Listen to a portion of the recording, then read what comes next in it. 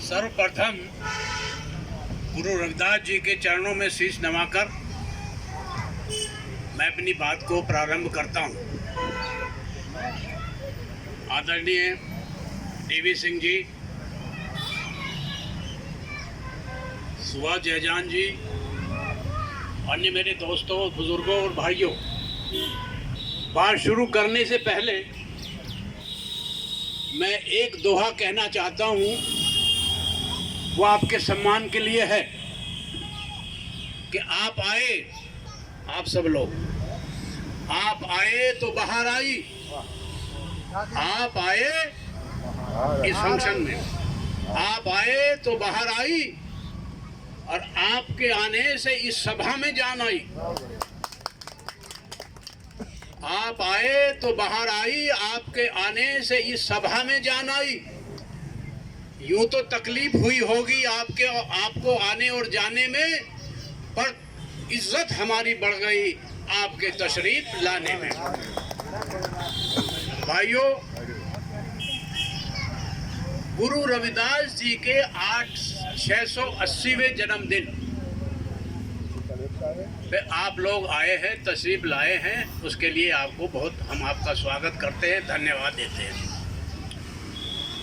मुझसे पूर्व करीब सभी वक्ताओं ने गुरु रविदास जी के बारे में बहुत कुछ जानकारी आपको दे दी है, लेकिन कुछ बातें ऐसी हैं, चूँकि मैं इस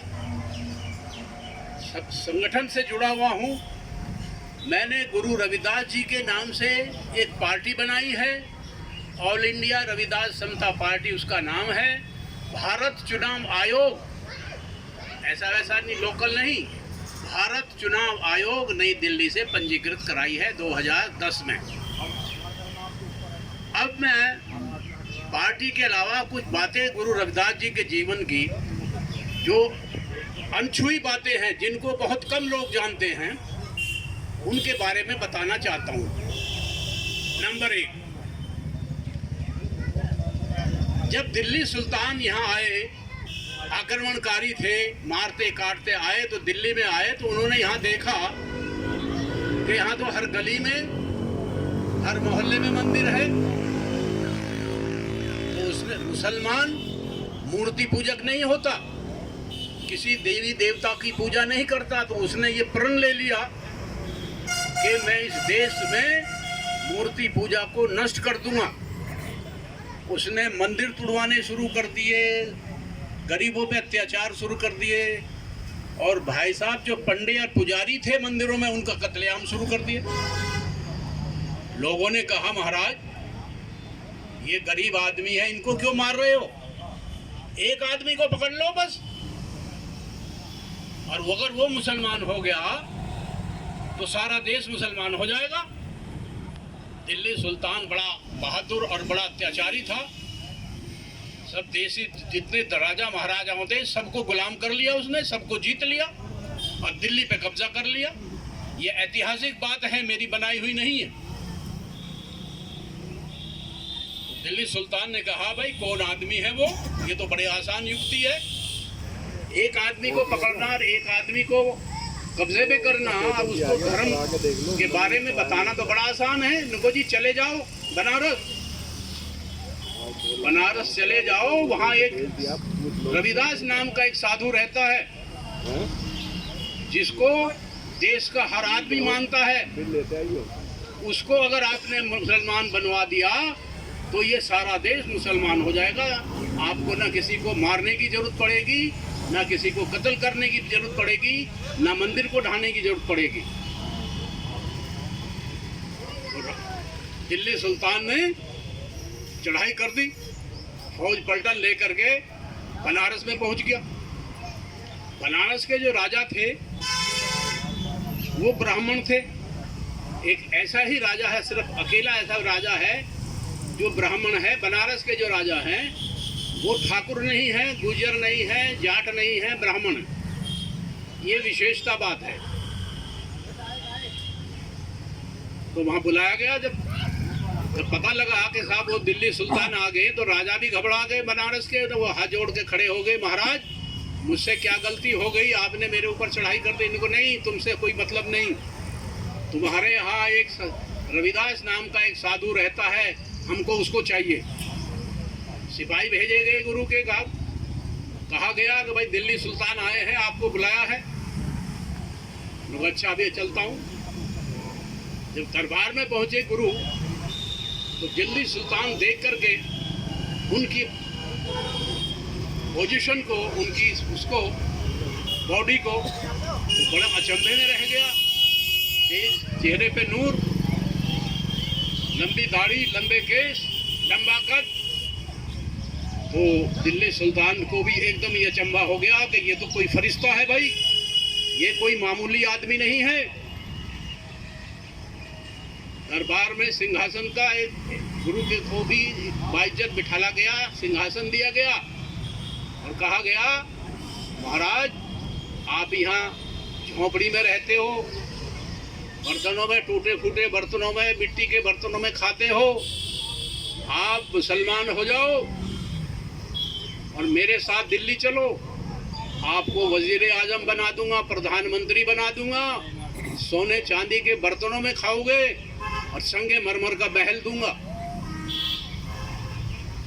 तो सुनिए, उस महान संत ने, जिसके लिए आप आज यहाँ इकट्ठे हुए हैं, उसके सम्मान के लिए उन्होंने क्या कहा कि ए दिल्ली सुल्तान, तू तो दिल्ली का ही सुल्तान है, मैं तुझसे नहीं डरता हूँ, मैं तो ऊपर एक तेरे से भी बड़ा सुल्तान है, मैं उससे डरता हूँ जिसने तुझे भी बनाया और मुझे भी बनाया।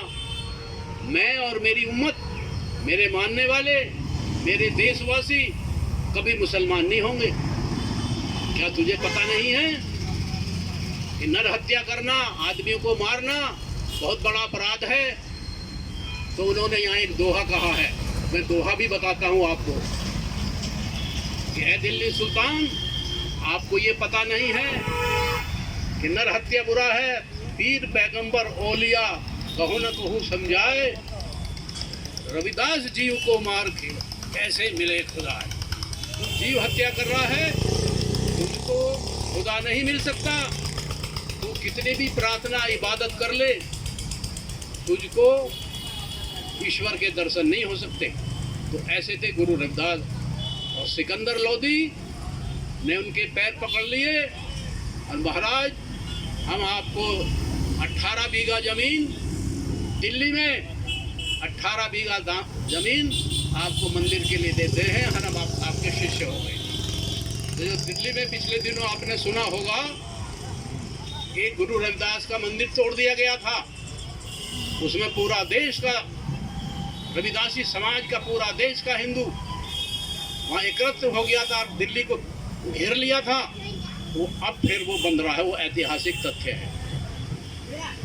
तो भाइयों, गुरु रविदास कोई मामूली आदमी नहीं थे, कोई मामूली संत नहीं थे।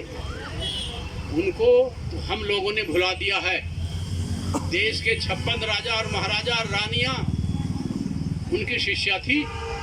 उस जमाने में जब डेमोक्रेसी नहीं थी, प्रजातंत्र नहीं था, वहाँ राजा का ही हुक्म चलता था। अलग राजाओं के अलग अलग सिक्के, अलग अलग फौज, अलग अलग झंडे, अलग अलग रियासत थी।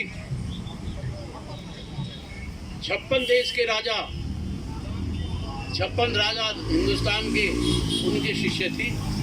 चित्तौड़ के राजा राणा कुंभा उनके शिष्य थे। और एक घटना बताता हूँ, लोगों ने ये प्रचार किया कि ये गुरु रविदास जो हैं, ये तो सब झूठे हैं, ये तो कभी जो है गंगा से कंगन निकाल लेते हैं, कभी मृत बच्चे को जीवित कर देते हैं, कभी कुछ कर देते हैं, ये झूठे हैं, इनकी परीक्षण होना चाहिए। राजा तक ये खबर पहुंच गई। राजा ने कहा कि महाराज, आप तो बड़े झूठे हैं, आप बेवकूफ़ बना रहे जनता को, आप कुछ नहीं जानते, आप तो भगवान के नाम से धोखा देते हो, आपकी परीक्षा होगी।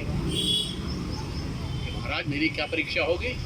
कि देखो, ये पहाड़ है, बनारस के उत्तरी तरफ एक पहाड़ था छोटा, उस पर कुछ पेड़ भी थे, अब नहीं है। ये कहा कि अगर आपको असर है, आपकी दुआओं में, आपकी प्रार्थना में असर है, तो इस पहाड़ को जला के दिखा दो, तो हम जान जाएंगे कि तुम्हारी दुआओं में असर है।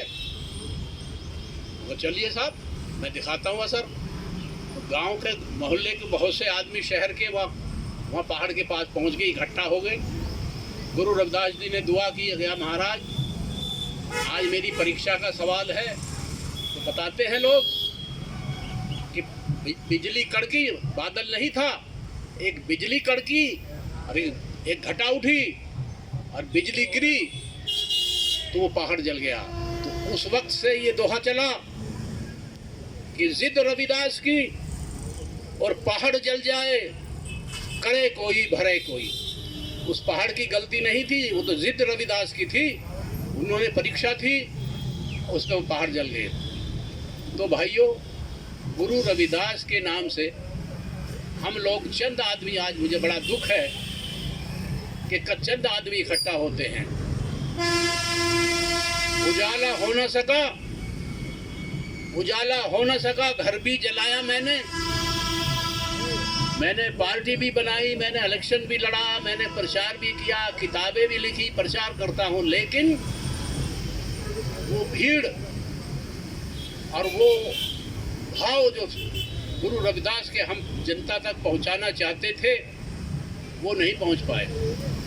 आज अगर किसी और देवता की मैं नाम नहीं लूंगा और किसी महापुरुष की आज अगर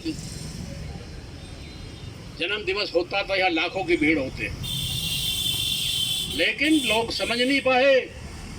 अंबेडकर भी गुरु रविदास द्वारा लिखित बेगमपुरा राज को नाऊ, दुख अदोह ना तीर्थ हो, उन्होंने एक संविधान लिखा था।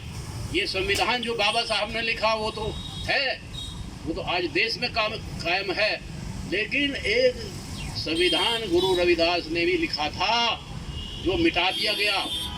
मेरे पास है वो संविधान, उसकी चंद भाषा में चंद बातें बताऊंगा।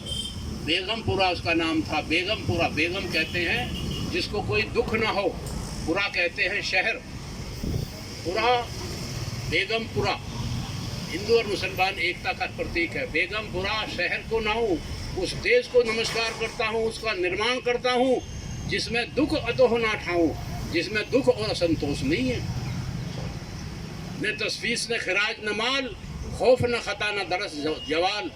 मैं उस देश का निर्माण करता हूँ, ऐसे संविधान का निर्माण करता हूँ जिसमें खौफ माने डर, खौफ न खता, खता कहते हैं अपराध, तरस जवाल, तरस यानी भुखमरी,